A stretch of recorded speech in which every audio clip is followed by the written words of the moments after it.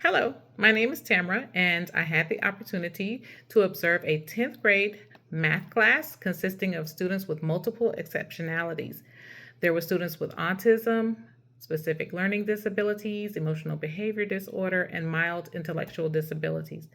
The students were reviewing material that was taught throughout the school year in preparation for the Georgia Milestones Assessment. The teacher worked with one group while the paraprofessional worked with another, and a third group worked on missing assignments. These students are being supported academically by being taught in their least restrictive environment called the interrelated resource setting. This is where they are taught the same curriculum and standards as their peers in general education. Some of the key differences I noticed between the resource and gen ed settings are that the content is taught at a slower pace and the number of students in this class didn't exceed 14. This model of instruction allowed for a more hands-on and personal approach between the students and teachers. The resource setting also facilitated the use of other accommodations such as extended time to complete tests and assignments, taking frequent breaks, preferential seating, and chunking the material. Some of the instructional tools that were used included graphic organizers with step-by-step instructions for solving equations, formula sheets, and a short video at the beginning of class to activate prior knowledge.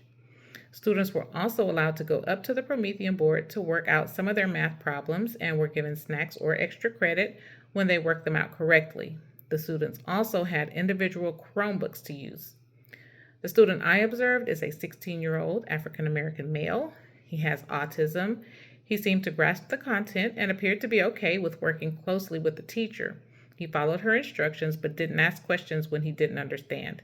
I noticed he did not interact much with the other students in his small group. Although he didn't seem uncomfortable around them, it was obvious that he did not have the same rapport with them as they had with one another. So I reflected on why he was responding this way. His behavior exhibited typical characteristics of someone with his level of autism. He is high functioning but socially awkward. He didn't speak to anyone unless they asked him a question first. If someone made a statement to him, he did not continue the conversation with a reply. When he finished his work, there was about 7 minutes left in class, so he played his video game, and I noticed that he seemed to come out of his shell. He imitated the sound effects of the video game and even blurted out a curse word when something happened in the game that he didn't like. When he was redirected by the teacher, I didn't hear him swear again. I also reflected on what challenges he's faced as a student with autism. Because of his weakness in the area of pragmatics, he sees the speech language pathologist and receives services to work on his social skills. He has challenges conversing with people outside of his immediate family. So, some of his speech goals are to initiate conversation with his teachers and peers, advocate for himself by asking for materials or for clarification when he doesn't understand something. During instruction, the teacher took the student's background and ability levels into consideration.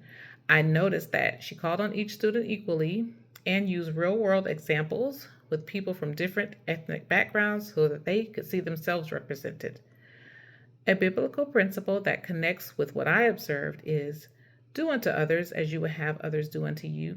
Treat people with kindness and patience. The teacher put thought into how she would teach her students to ensure that the material was relatable, and anyone would want that type of consideration while learning. She treated them fairly, even when she had to explain a concept multiple times. Overall, this experience was interesting and it was enjoyable because I was able to interact with students and witness a teacher and parapro who were committed to educating their students in a way that they can understand.